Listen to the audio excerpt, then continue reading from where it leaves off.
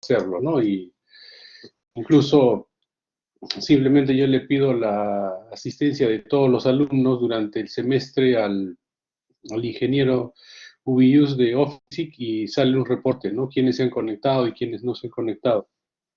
Ya definitivamente para ver este requisito de lo que es la asistencia a las clases, ¿no? Que son muy, muy importantes.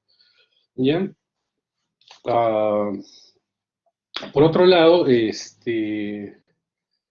nosotros en este capítulo vamos a tener dos exámenes teóricos, ya lo saben, son exámenes cancelatorios, son exámenes de cada grupo de clases que se dictan, ¿ya? Y van a tener una nota práctica con cada uno de sus profesores en sus respectivas sedes hospitalarias, ¿no? Cabe recalcar de que definitivamente están no prohibidas, pero no autorizadas las clases presenciales en los hospitales. Actualmente estamos con la modalidad de clases completamente virtuales, tanto la parte teórica como la parte práctica, así que no hay clases presenciales, ¿no? Actualmente la universidad, esa es la recomendación y lo que está pactado. Hay algunas consultas de algunos profesores y de algunos alumnos de la posibilidad de que si pueden asistir en forma presencial, eso no está autorizado, ¿ya? Todo es virtual y eso es lo que ustedes tienen que respetar. Bien, entonces el día de hoy vamos a hacer nuestra clase de balance hidroelectrolítico, equilibrio ácido-base y nutrición. Este es un tema bastante importante y bastante interesante, porque normalmente cuando nosotros no estamos sometidos a ninguna intervención quirúrgica o a un proceso de inanición, restricción de la vía oral por un periodo prolongado de tiempo, prácticamente no nos damos cuenta de este detalle, ¿no?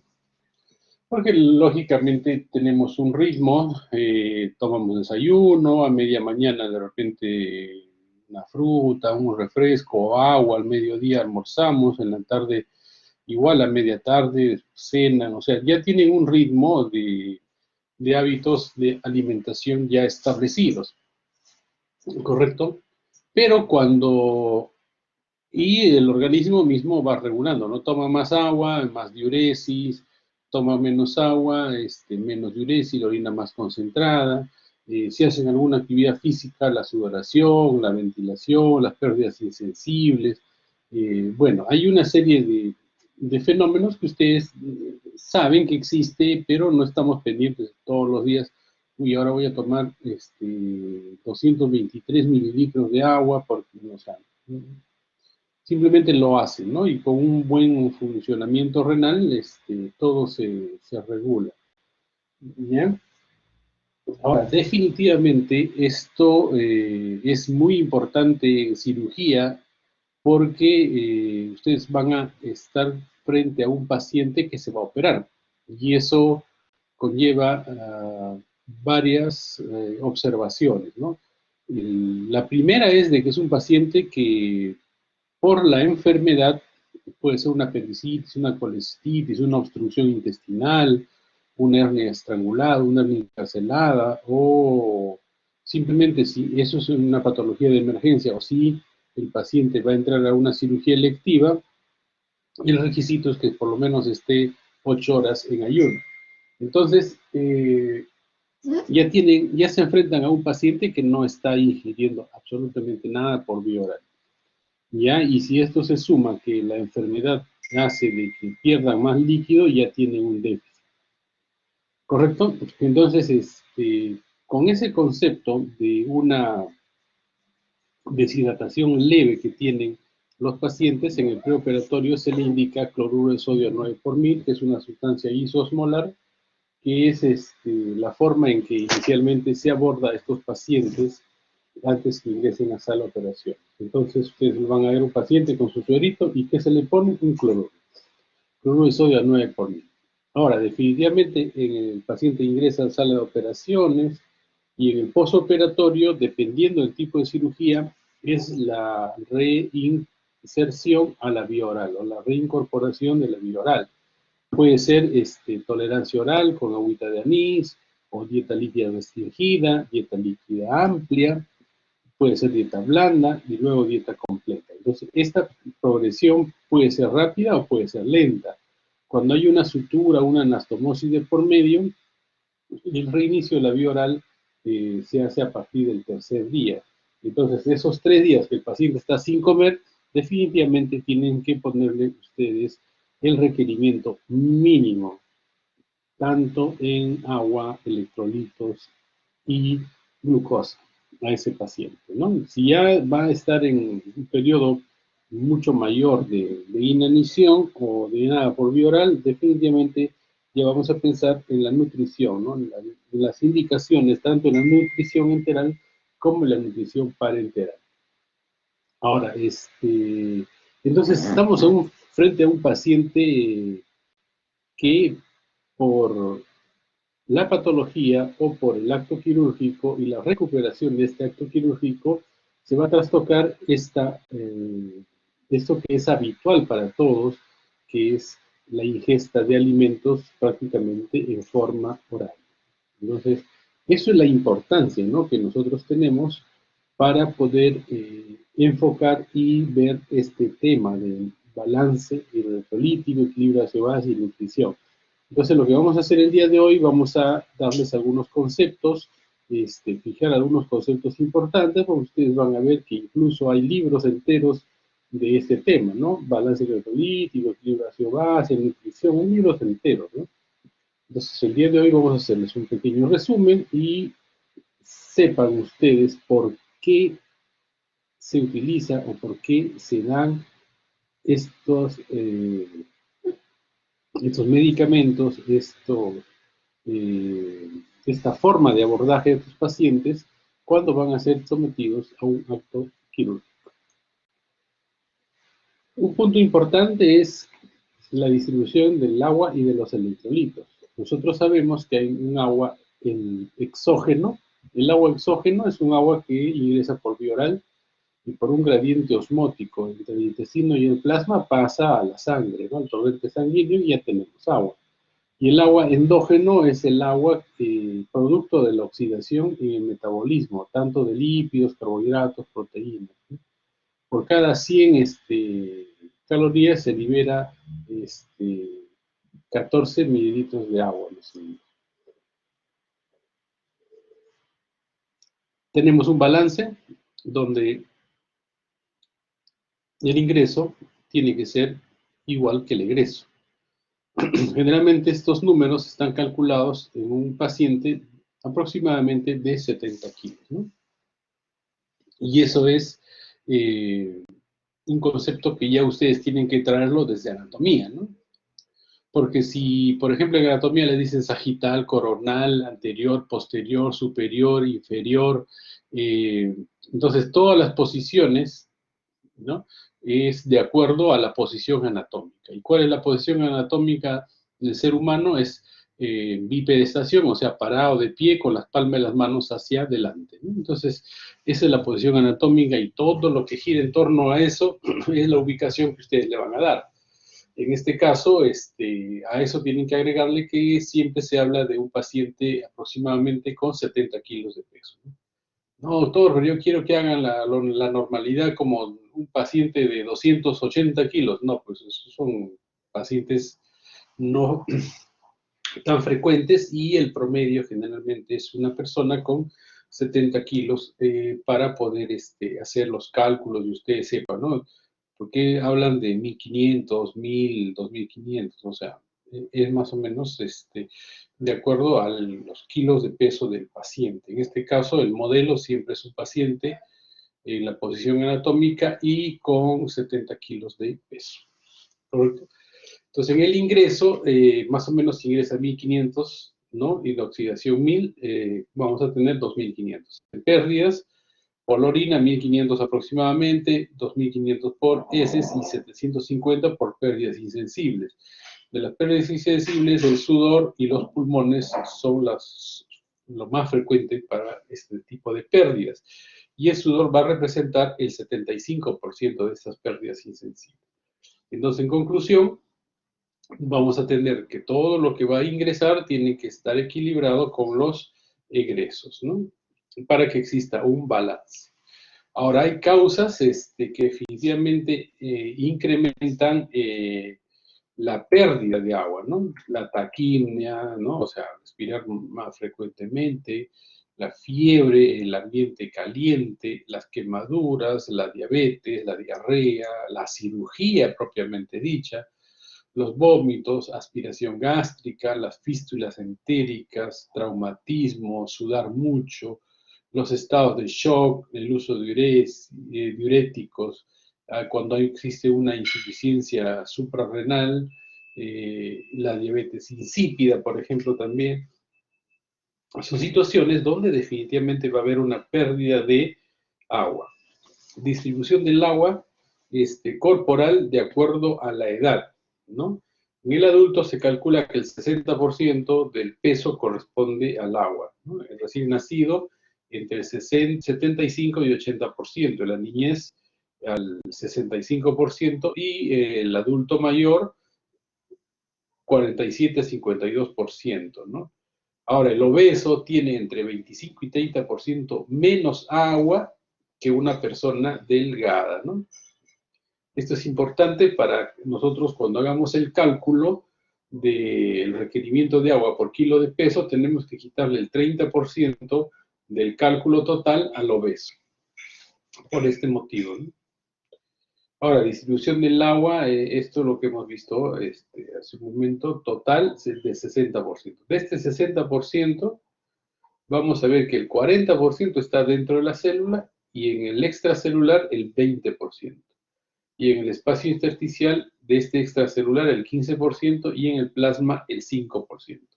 Entonces, es así como se va a distribuir el agua tanto en el intracelular como en el extracelular. Entonces, aquí tenemos un cuadro que nos aclara un poquito mejor. Varón de 70 kilos, mujer de 60 kilos, ¿no? Y la cantidad de agua en mililitros que tenemos. Siempre recordando que en el intracelular el 40%, en el espacio intersticial el 15% y en el plasma el 5%. Electrolitos, definición de electrolitos. ¿Qué son los electrolitos? Son sustancias que disueltas en agua se disocian en partículas pequeñas con cargas eléctricas, ya sean positivas o negativas, que se denominan iones. Entonces aquí nosotros tenemos que ver los electrolitos. El electrolito extracelular por excelencia es el sodio y el intracelular por excelencia es el potasio, pero siempre junto al sodio está el cloro y junto al potasio está el fósforo. Entonces, estos son los electrolitos que nosotros de rutina vamos a manejar, reponer en los pacientes. Estas son fórmulas que nos va a ayudar a transformar gramos en mil equivalentes que se utilizan en los momentos en que nosotros hacemos los cálculos para las reposiciones o para dar un basal al paciente. Concentración de los electrolitos. Miren los electrolitos, ¿cómo están? Aquí nosotros vamos a ver en el plasma, en la sangre, sodio, 142 miliequivalentes. Por eso que cuando hacen un dosaje de electrolitos en sangre, de repente ustedes le dicen, doctor, mire, quiero que me interprete este dosaje de electrolitos. Entonces el sodio está en 120. Uy, ustedes van a decir, 120 no es normal, porque en mi clase me dijeron que es 142 aproximadamente. Entonces, ojo, esos detalles tienen que ustedes tener en consideración. Rápidamente analizar si están dentro de los valores normales estos electrolitos o no. Entonces, en el plasma tenemos más o menos el sodio es 142 mil equivalentes, ¿no? Y el potasio en el plasma es es mucho menor. Entonces, ¿en cuánto? 4.000 equivalentes, ¿no? El calcio, magnesio también ayudan, pero siempre hay que ver al sodio y al potasio fundamentalmente, ¿no? Ahora, en el espacio intersticial ustedes van a ver que el sodio y el potasio están más o menos en las mismas proporciones que en el plasma. Diferente es en el espacio o el líquido intracelular. En el intracelular nosotros vamos a ver que fundamentalmente es el potasio, el ion intracelular, mientras que el sodio es menor, 10% de sodio. Y 150 miliequivalentes de potasio y 10 miliequivalentes de sodio. Esa es la concentración de estos iones, tanto en el intracelular como en el extracelular.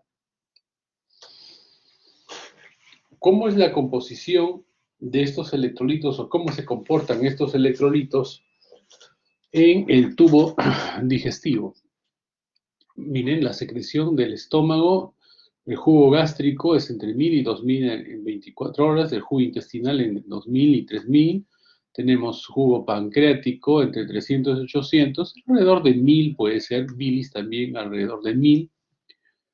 Y los miliequivalentes de los electrolitos, vemos que en el estómago, tanto como el sodio y el potasio, está en menos cantidad. Y en el intestino delgado, colon y bilis, están prácticamente en cantidades similares a los del plasma, ¿correcto?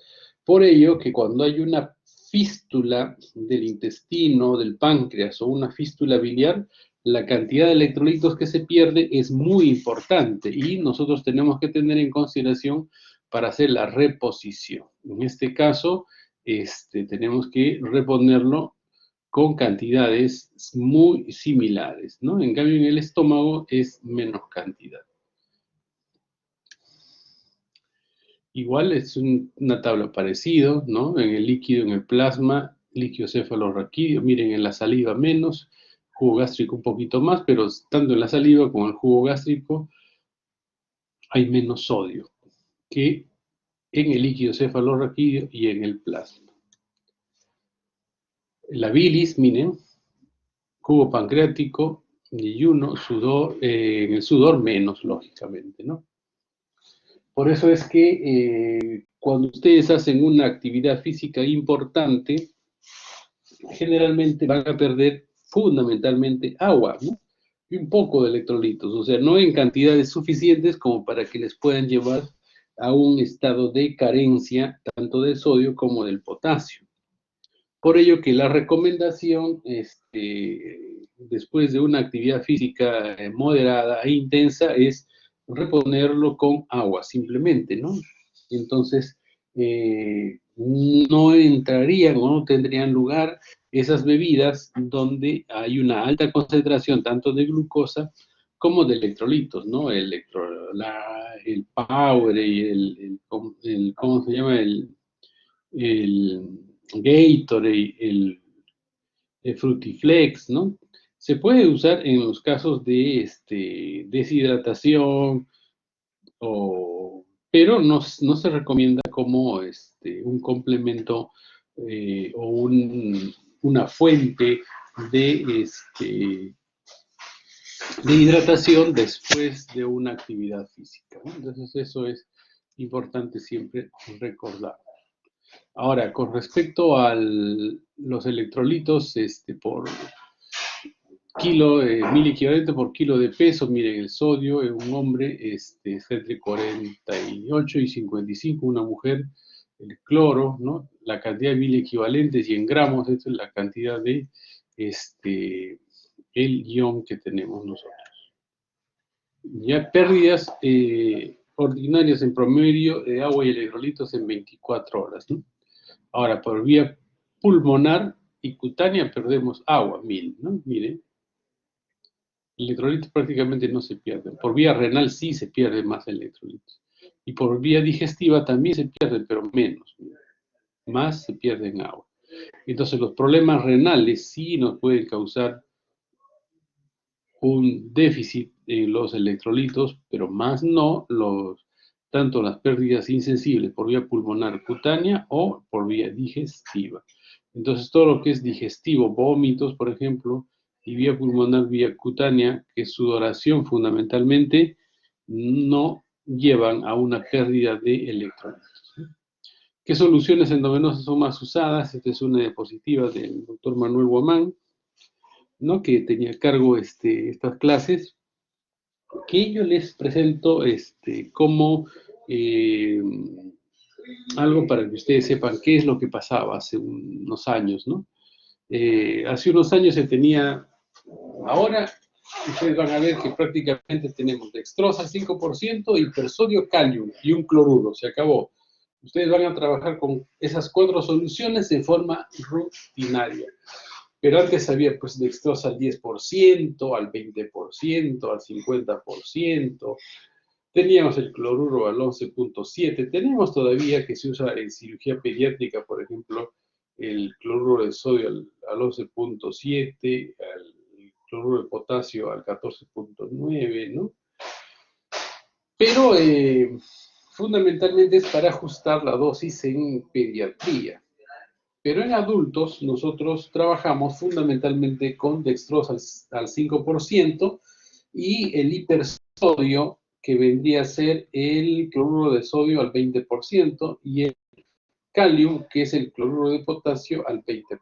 Entonces, esas son las soluciones que usamos más, ¿no? Tenemos glucosa al 33.3, bicarbonato, el lactato de Ringer, que hace tiempo no lo veo, ¿no? El mannitol, bueno, se utiliza en hipertensión endocraniana, sorbamin, que eran unos compuestos que inicialmente se dan como suplementos, que son los precursores o los predecesores de la nutrición parenteral total.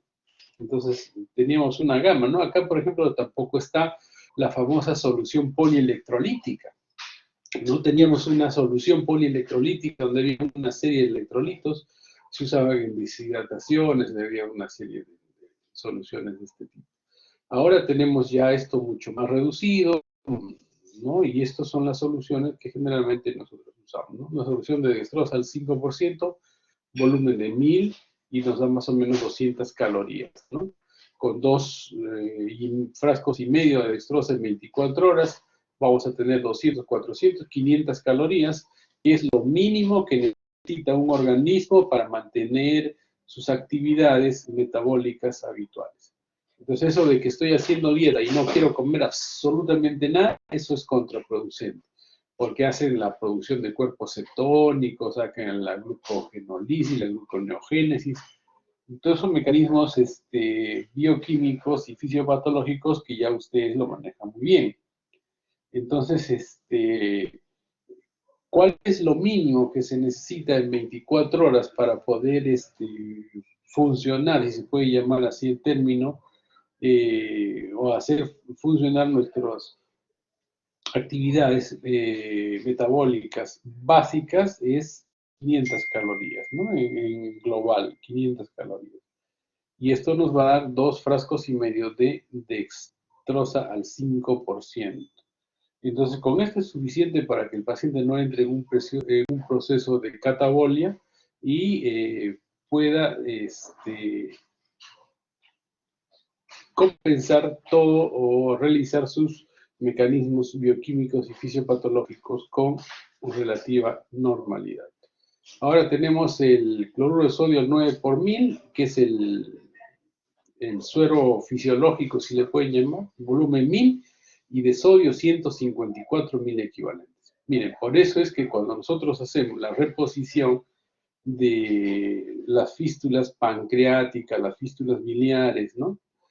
Se hace volumen a volumen con un cloruro de sodio 9 por 1000, porque la cantidad de 1000 equivalentes de sodio que va a ingresar al torrente sanguíneo es muy similar.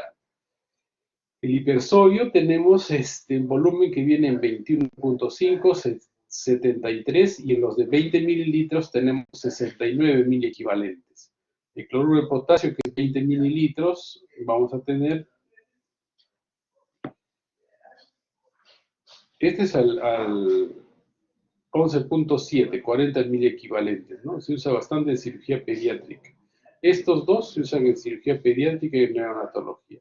Nosotros usamos dextrosa, hipersodio, calium. Por eso van a ver en la mayoría de las indicaciones médicas van a ver ustedes dextrosa al 5%, hipersodio, calio, con eso pónganle 2,5 frascos al paciente, ya. Ustedes dicen, ¿de dónde viene? Eso viene de las necesidades o del requerimiento basal, tanto del agua, dextrosa y estos electrolitos que son importantes. El sodio por ser extracelular y el calio, el potasio por ser intracelular, pero ambos tienen que estar en un equilibrio dentro del organismo, ¿no? Otra solución que se utiliza es el bicarbonato, por ejemplo. Entonces, estas son las soluciones que sí o sí ustedes tienen que grabarlos porque es de utilidad actual, ¿no? Trastornos electrolíticos, ¿no? Hidroelectrolíticos. Los trastornos hidroelectrolíticos los vamos a dividir en 3 grupos. Trastornos de volumen, trastornos de concentración y trastornos de la composición. Trastornos de volumen, esto es un pequeño recordar, ¿no? Porque ya nosotros hemos visto durante la carrera en diferentes momentos estos trastornos, ¿no? De volumen. Los trastornos de volumen son las famosas deshidrataciones.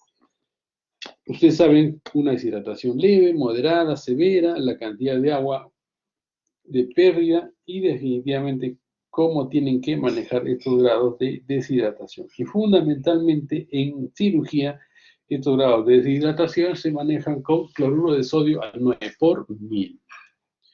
Trastornos de la concentración. Ahora vamos a tener de la concentración. Ahí vamos a tener las hiper y las hipo, ¿no? Las hiper, tanto del sodio como del potasio, o sea, la hipernatremia, la hiperpotasemia o hipercalemia.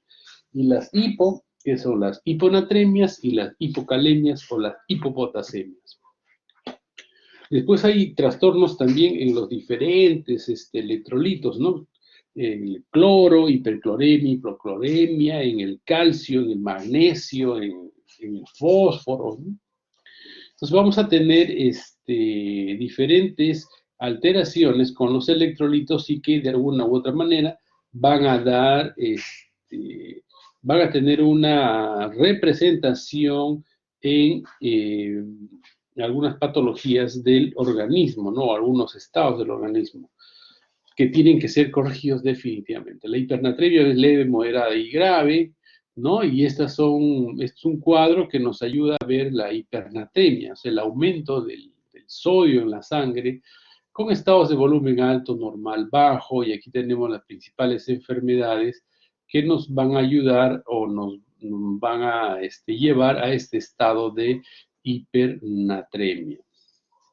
La hiponatremia puede ser leve, moderado, grave, ¿no? Igual acá tenemos una hiponatremia, ahora estamos al otro lado, en el descenso de los niveles de potasio, que pueden ser con estado de volumen alto, normal y bajo, ¿no?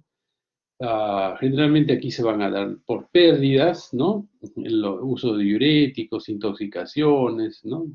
Pérdidas renales, pérdidas, o sea, por pérdida generalmente de este electrolito.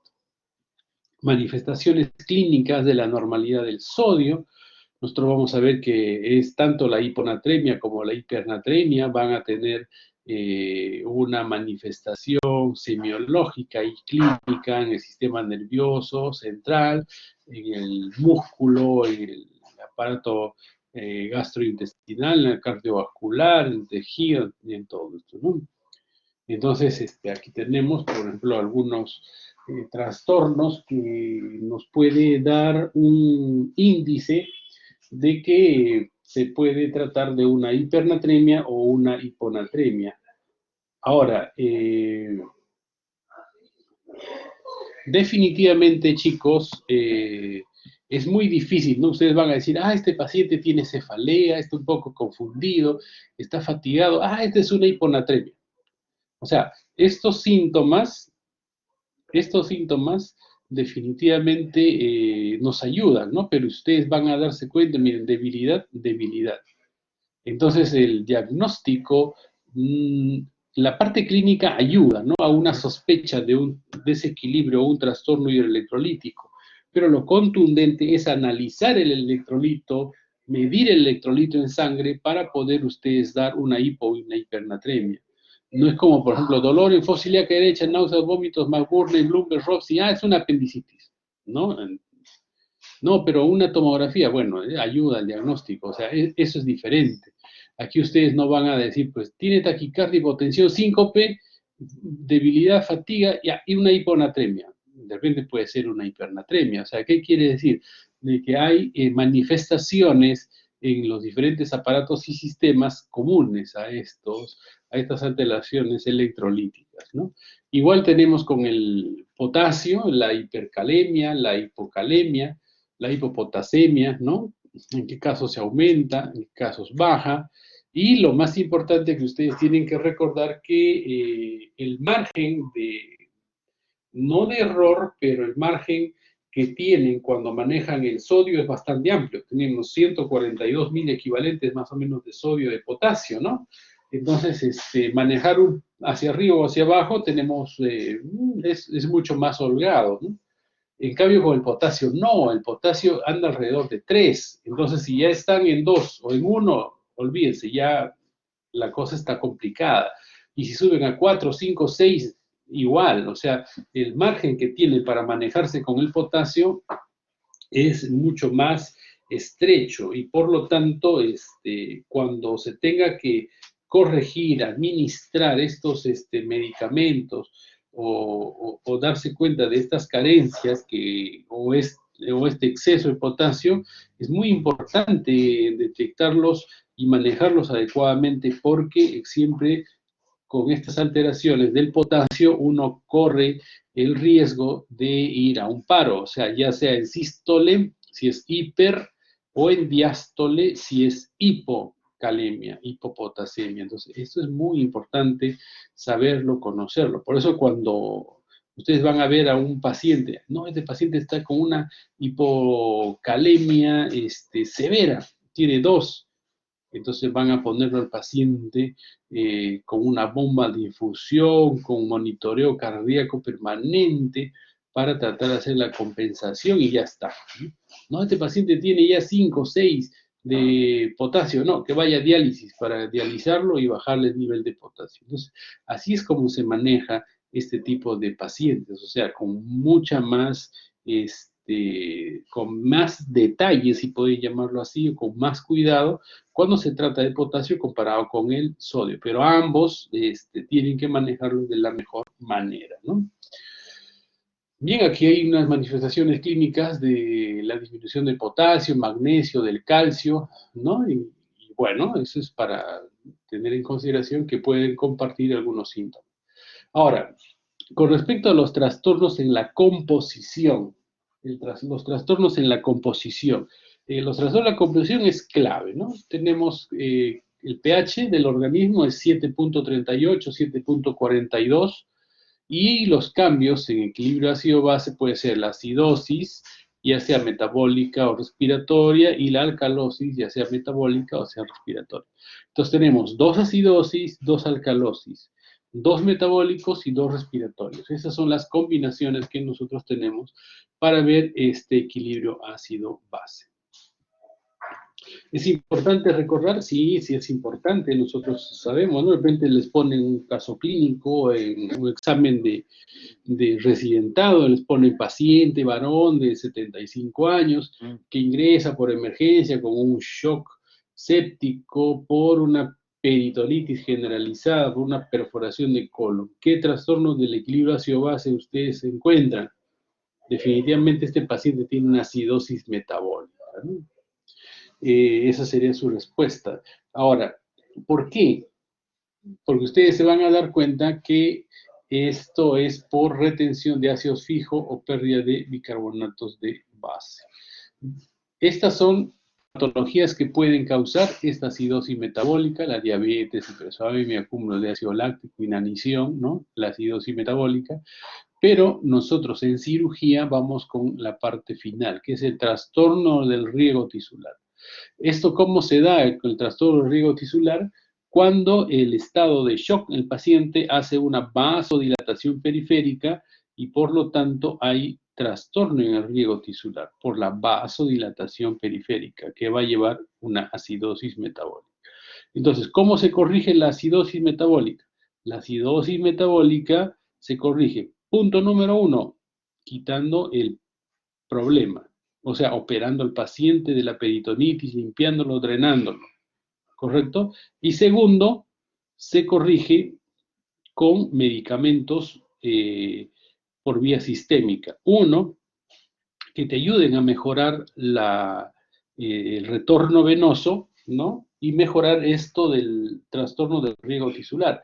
Esto se hace generalmente con dopamina, adrenalina, o sea, es con inotrópicos, más el tratamiento antibiótico. Entonces, mire, ya cuando les llega un paciente en este estado, ¿qué es lo que tienen que hacer primero?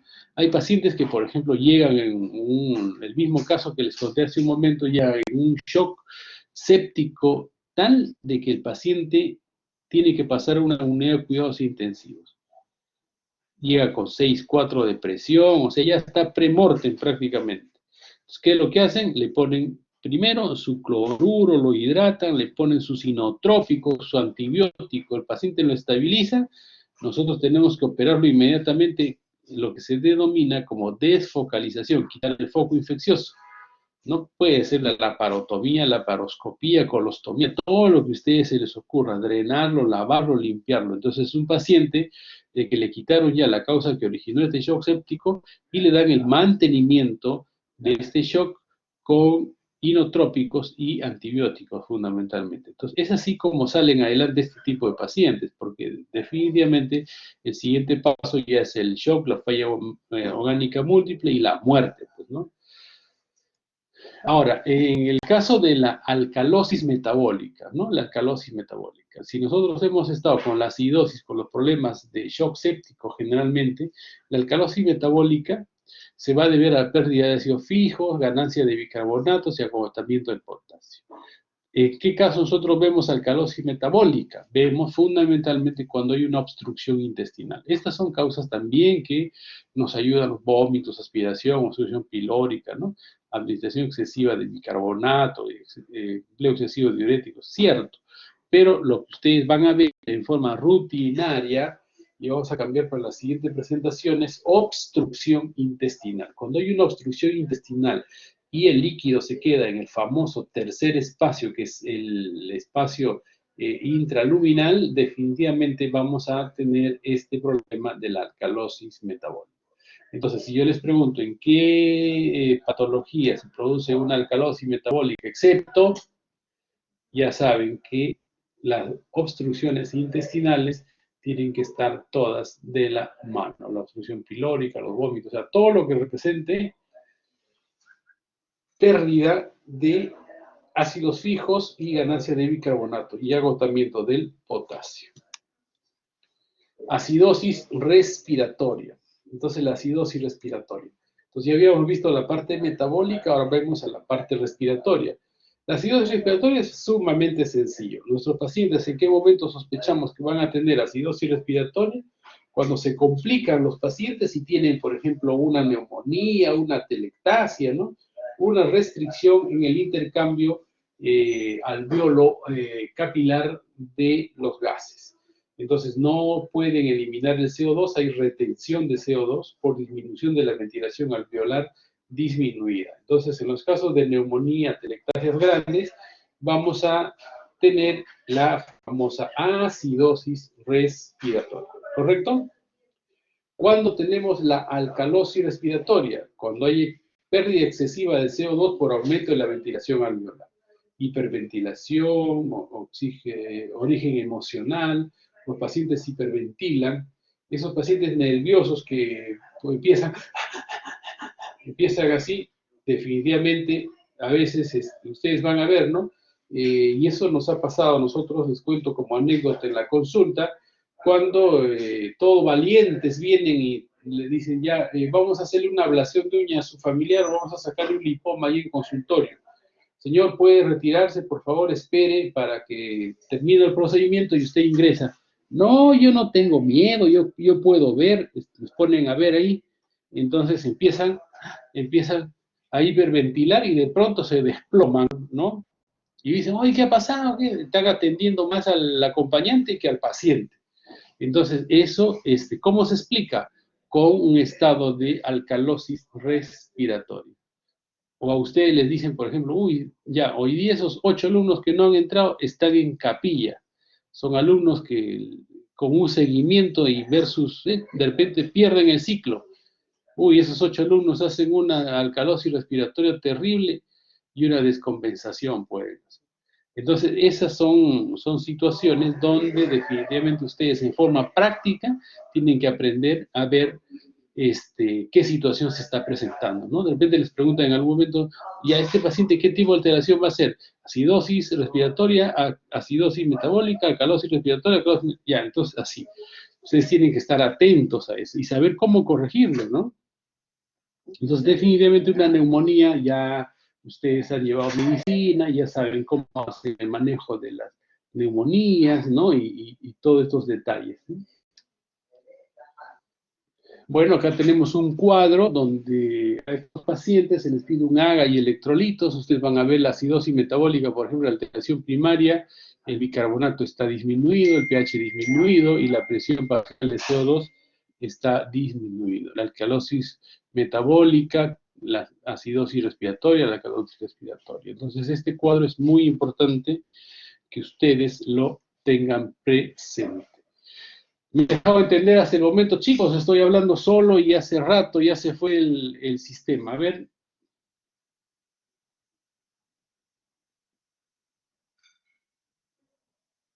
Sí lo escuchamos, doctor.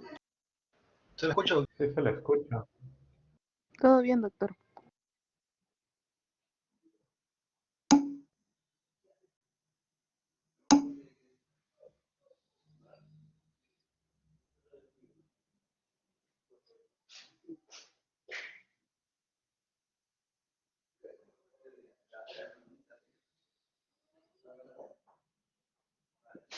Ya.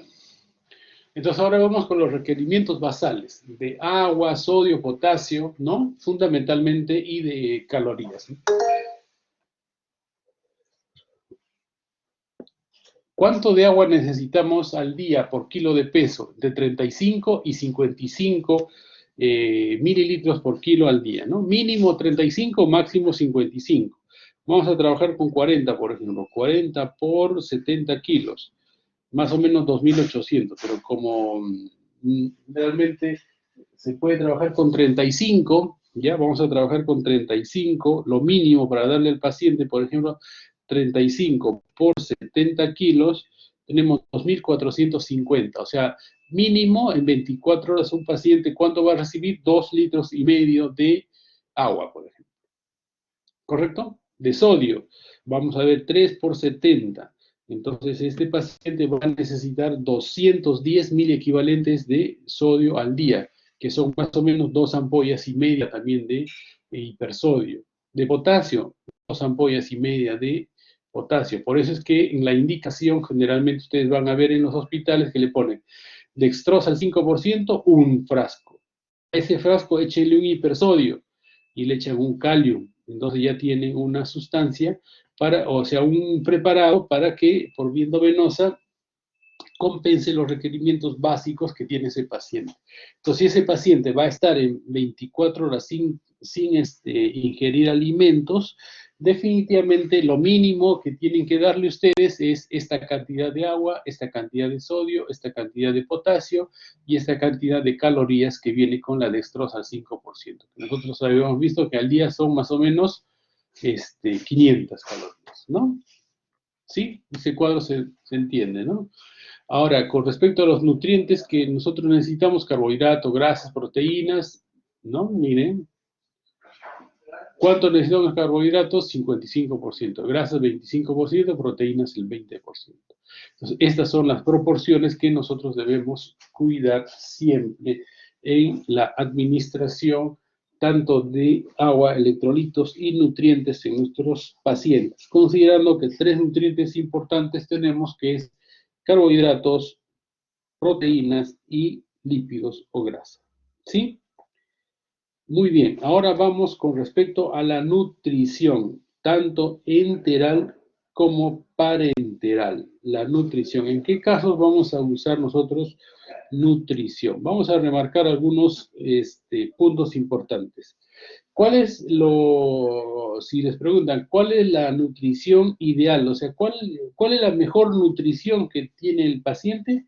La mejor nutrición siempre es la de vía oral, con alimentos que pueden ser absorbidos en el tubo digestivo, ¿correcto? Entonces la mejor nutrición siempre es la vía oral, o sea, comer en palabras sencillas. Eso es lo mejor, lo natural, lo fisiológico. Pero por alguna situación, cuando nosotros tenemos que dar nutrición, igual, ¿cuál es lo ideal? Siempre darle nutrición enteral, o sea, que utilice su tubo digestivo el paciente, ¿correcto? Pero si por alguna situación no puede utilizar el tubo digestivo o necesitan una nutrición mucho más agresiva, mucho más rápida, se puede utilizar la nutrición parenteral total. Con ese concepto empezamos a revisar nutrición enteral. Indicaciones, mal estado de nutrición, tracto gastrointestinal, tiene que estar funcionando el tubo digestivo, ¿no? Y ahí tiene que existir una imposibilidad, es imposible ingerir nutrientes, o sea, en la boca, o sea, no come o no puede comer simplemente. Y contraindicación es lógico, en pacientes que tienen obstrucciones intestinales no le pueden dar este tipo de nutrición. Algunas desventajas es fundamentalmente el costo, o sea, cuestan más estos preparados que prepararse un buen lomo saltado o alguna comida que, ¿no? Entonces, definitivamente esto es el costo mucho más elevado, ¿no? Hay una serie de fórmulas, utilizamos generalmente el osmolite, ¿no? Que son unas fórmulas así de este tipo poliméricas, este es el Ensure, también se puede utilizar, ¿no? Y vamos a tener, miren, estas características del nutriente, ¿no? Dietas peptídicas con mayor aporte de proteínas, ¿no? Dietas elementales, con lípidos, carbohidratos, o sea, tienen indicaciones este tipo de dietas, a veces para los pacientes diabéticos, para los pacientes renales, o para los pacientes que tienen algún tipo de hepatopatía, o sea, los cirróticos, ¿no? Los pacientes que están con algún proceso de hepatitis, una cosa así. Entonces, son algunas restricciones que pueden tener con una u otra fórmula, ¿no? Vías de acceso. Para darle nutrición, ustedes saben que van a utilizar el tubo digestivo, ¿no? Lo más sencillo es la sonda nasogástrica, le ponen una sonda de la nariz hasta el yeyuno y por ahí le administran el nutriente. Lo otro viene a ser la gastrostomía, es ponerle una sonda directamente al estómago, ¿no? Que puede ser por vía endoscópica, radiológica o cirugía abierta o laparoscópica, ¿no? Y o ponerle una sonda de al yeyuno y eso se llama yeyunostomía. ¿Ya ustedes han llevado técnica operatoria? ¿Están llevando? Estamos llevando ahorita, doctor, un grupo. Ya, ahí van a aprender a hacer yeyunostomías, gastrostomías y todas esas cosas. ¿Ya? Listo, entonces esas son las vías de acceso para la nutrición enteral. La sonda nasogástrica, como les comenté hace un momento, es la primera opción. La sonda va de la nariz hasta el estómago, es bien tolerado. Ojo, no mayor de 4 semanas, ¿no? El reflejo del vómito intacto, el esfínter esofágico inferior competente. Si tienen un esfínter esofágico inferior incompetente, esta sonda a veces hace que esto se marque mucho más y sea más frecuente el reflujo, ¿no? Y hacer neumonías de tipo aspirativa. Por lo tanto, esta sonda para nutrir a un paciente no tiene que ser más de 4 semanas.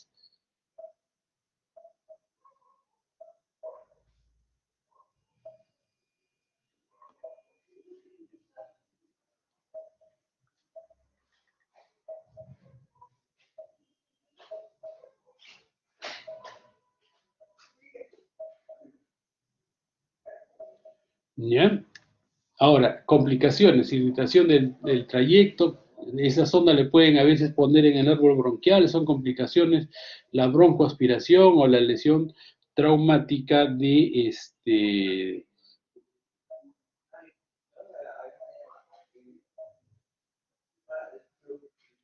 las fosas nasales, la faringe, ¿no? Estas son otras ondas que van al duodeno o al yeyuno. Generalmente esta nutrición naso-yeyunal está indicado generalmente en los pacientes que por algún motivo ustedes tienen que bypassear el duodeno, ¿correcto? ¿En qué casos quieren bypassar el duodeno? Por ejemplo, esto de la nutrición enteral por vía sonda nasoyeyunal es para los pacientes que tienen pancreatitis aguda severa, ¿no? Ustedes al paciente tienen que darle un reposo gástrico, por lo menos ese es el tratamiento para la pancreatitis. Pero para que no lo dejen de nutrir, para que no dejen de alimentar al paciente, el alimento o las sustancias nutritivas tienen que pasar directamente hasta el yeyuno, entonces bypassean el duodeno. Llegan con una sonda hasta el yeyuno, pero se llama nasoyeyunal, y esa es la mejor indicación, la indicación que ustedes tienen que grabar y aprender en nutrición enteral por nasoyeyunal, en los casos de pancreatitis aguda severa, ¿no? Entonces son los diferentes tipos de sonda que se utilizan. Ya hay una serie de reportes para ver cómo se va a colocar este tipo de alimentación, ¿no? Valorar la vía de acceso, el calibre de la sonda, el volumen requerido, la tolerancia gastrointestinal, situación clínica del enfermo y todo esto. Infusión continua.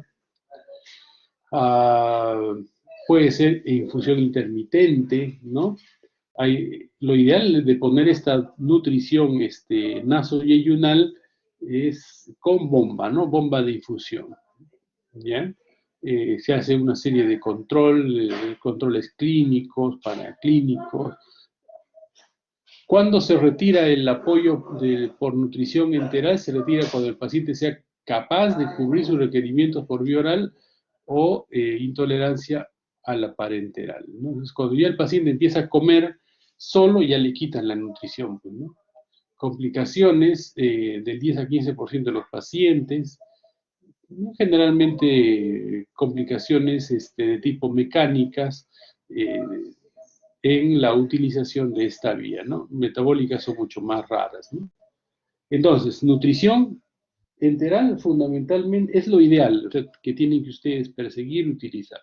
Por sonda nasogástrica no más de 4 semanas, y en los casos de pancreatitis pueden utilizar también una gastrostomía, una yeyunostomía, y si es que el paciente van a tratar una pancreatitis aguda severa desde el punto de vista nutricional, lo ideal es poner una sonda nasoyeyunal. Ahora vamos con la nutrición parenteral. La nutrición parenteral puede ser de dos tipos, la parenteral periférica o la parenteral total o central, ¿no? NPP y NPT. ¿Ya? Se diferencian tanto la nutrición parenteral con la periférica con el contenido de glucosa y aminoácidos. Generalmente en la periférica se tiene mucho cuidado con estas sustancias hiperosmolares porque producen flebitis, ¿no? En cambio, la nutrición parenteral total va de frente a un gran vaso que es generalmente cercanos a la vena cava, ¿no? Entonces, definitivamente se puede manejar sustancias hiperosmolares con mejor, ¿no? O sea, con mejor expectativa, ¿no? De no causar muchos problemas, ¿no? Ahora, la nutrición parenteral periférica evita complicaciones relacionadas al acceso venoso central, sí, porque cuando le ponen un catéter venoso central pueden hacerle una perforación a la pleura y hacer un neumotórax, ¿no? Incluso yo he visto también complicaciones que es al conducto torácico, ¿no? O sea, ese es un poco más complicado la nutrición parenteral total por el acceso, ¿no? Ahora, actualmente se ponen catéteres tipo POR, tunelizados, que ayudan mucho a la nutrición parenteral total. Ahora, se indica cuando el compromiso funcional del intestino requiere nutrición menos de 14 días, ¿no? O sea, si ustedes van a tener 2 semanas a un paciente con una posibilidad de darle un soporte, está obstruido, no se puede utilizar el tubo digestivo, lo ideal es ponerle una nutrición parenteral periférica, ¿correcto? Ahora, ustedes van a ver, los catéteres son más grandes y una de las complicaciones más frecuentes vienen a ser la famosa flebitis. Miren la pierna, ¿no? Está bastante llena de una flebitis, es una flebitis importante. Ya la nutrición parenteral total, pacientes que no pueden obtener nutrientes a través del tubo digestivo. Esto es importante fijar, chicos, este punto, ¿no? Desnutrición severa en el preoperatorio. Ustedes van a tener un paciente con un cáncer de esófago, un cáncer de páncreas o algún tipo de neoplasia que lo llevó al estado de la desnutrición y la caquexia al paciente, y ese paciente todavía puede ser operado, entonces, pero sus niveles de albúmina son bajas, de que la posibilidad de licencia en la anatomosis sean altas en el postoperatorio. Este paciente tiene que entrar en forma agresiva a mejorarle su nivel nutricional. Entonces, la mejor manera de estos pacientes de nutrición severa en el preoperatorio es darle nutrición parenteral total. Pero ¿cómo se da? 7 a 10 días antes de la intervención quirúrgica y 2 a 3 días en el postoperatorio. O sea, más o menos entre 10 y 13 días es lo que reciben estos pacientes este tipo de nutrición. Entonces reciben nutrición antes de la operación, se operan y 2 a 3 días después de la operación. Nutrición parenteral total en los casos de los pacientes con desnutrición severa en el preoperatorio, los cuales el paciente va a ser sometido a una intervención quirúrgica bastante compleja, por ejemplo, una operación de Whipple, ¿no? Generalmente contiene 3 en 1, le llaman, tienen todo, tienen glucosa, tienen proteínas, tienen, o sea, carbohidratos, proteínas y grasa, ¿no? O sea, tienen todo, por eso se llama NPT, ¿no? Incluso estas fórmulas son personalizadas, se le pone al paciente de acuerdo a la necesidad de tanto de los electrolitos y los lípidos. Si el paciente es diabético, también le ponen su insulina dentro de la bolsa, ¿no? de nutrición, y es la forma en que van manejando, ¿no? ¿Cómo se administra la nutrición parenteral total? Por catéter venoso central. La subclavia es muy bien tolerada, pero que antes esta nutrición también le llaman nutrición para enterrar, porque era una nutrición donde si es que se infectaba el catéter, ¿no? Y era relativamente frecuente el shock séptico por la infección de catéter venoso central, tenía una mortalidad bastante alta, bastante elevada. Pero ahora con los catéteres tunelizados o catéteres POR, se ha disminuido bastante este riesgo de infección de los catéteres, ¿no? Listo, chicos. Muchísimas gracias por su atención prestada. Es una clase un poquito, no larga, pero donde tenemos que fijar algunos conceptos importantes. ¿Me he dejado entender? Sí, doctor, todo claro. Sí, doctor. Todo claro. Listo, chicos. Entonces, sigan estudiando. Ya nos encontramos en estos días otra vez. ¿Ya? Doctor, disculpe consulta. Sí. El libro de cirugía de Schwartz, en la parte nutricional me parece que no hay. ¿Habría habido otra sugerencia o solo con las diapos es suficiente? Mira, con las diapositivas están bien, ¿no? Revise un poco Schwartz. Schwartz tiene, ya, pero déjenme revisar algo para poder enviarles en todo caso por intermedio a su delegado, ¿ya? Si quieren leer un poco más. Ya, muchas gracias, doctor. Ya, listo, chicos. Doctor, Sí. doctor, una pregunta. Según calendario, el día de mañana, 29 es feriado. Mi pregunta es, ¿mañana hay clases normales? A ver, vamos a ver en la programación, justo lo tengo acá. Balance. En la práctica no, pues es feriado. Ya, 28. Mañana es 29. Mañana estaban programados la clase de heridas, ¿no? Con Marcos de la Cruz. Sí, doctor. No, sí, mañana es 29.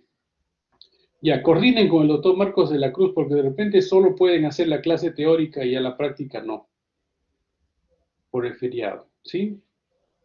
Entonces, teoría solamente y práctica no, ¿no, doctor?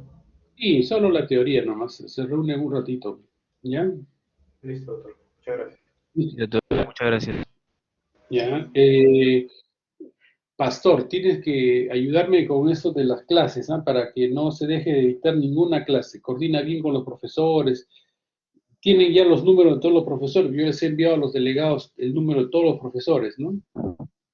Sí, doctor, no se preocupe. Yo me estaré comunicando con el doctor. Listo, gracias. Gracias, doctor.